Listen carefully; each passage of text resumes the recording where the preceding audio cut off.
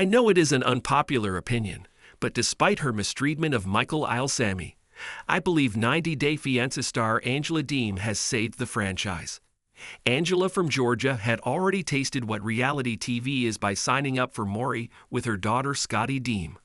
She knew how to create drama by making mountains out of molehills. Once she became an expert at it, Angela somehow found a boyfriend from Nigeria who became her ticket to 90 Day Fiancé.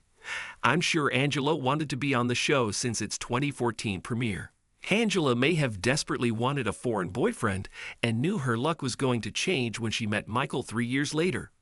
Michael was the perfect combination of everything she wanted in a reality TV romance, and Angela knew that the cameras that followed Angela to Nigeria were going to love it when she dialed up the drama even when it wasn't needed.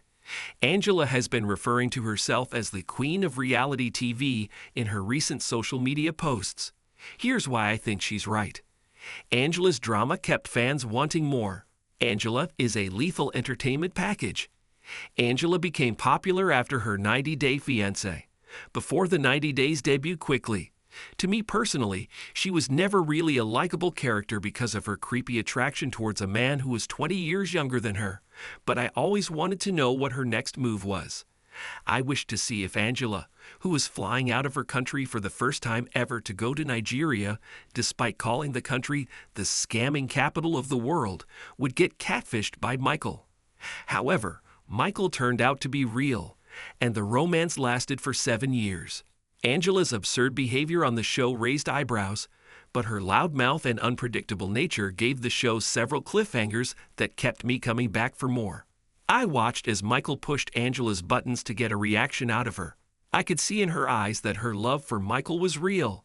She even expressed it right by showering him with gifts and words of love. However, whenever she found out Michael had lied to her about something, Angela became the crass and loud person we have all come to hate.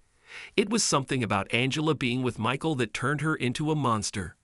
I want to see if she will behave the same way with the next person she dates. I also feel Angela knew that her ridiculous scenes got viewers involved into hating her online and keeping her relevant.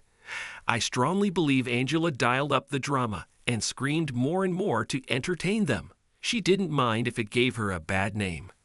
Any publicity was good for her, as long as the network kept signing her up for more shows.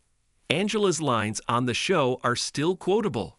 Angela is iconic for a reason.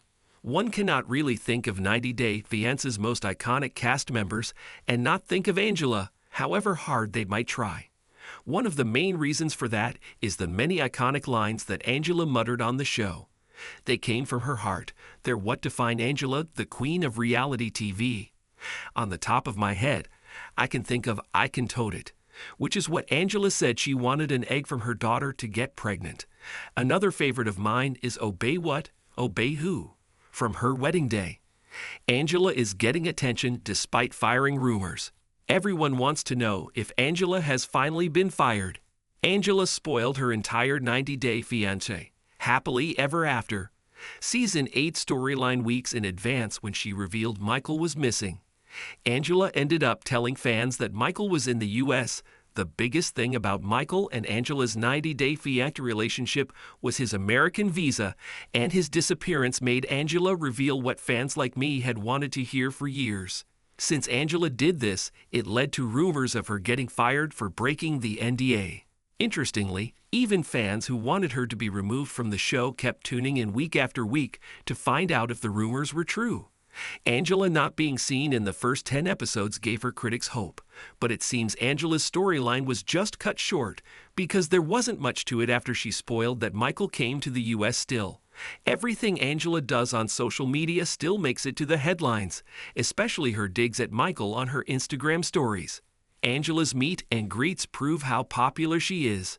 If Angela is hated, who are the fans paying to meet her?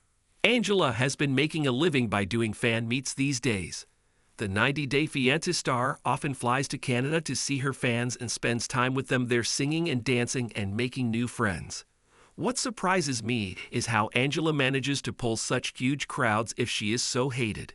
Perhaps it's only a certain section of fans online that don't like her, and she has a massive following among TV audiences that don't discuss her antics online. Angela's 821 followers on Instagram are proof enough of her popularity among these fans.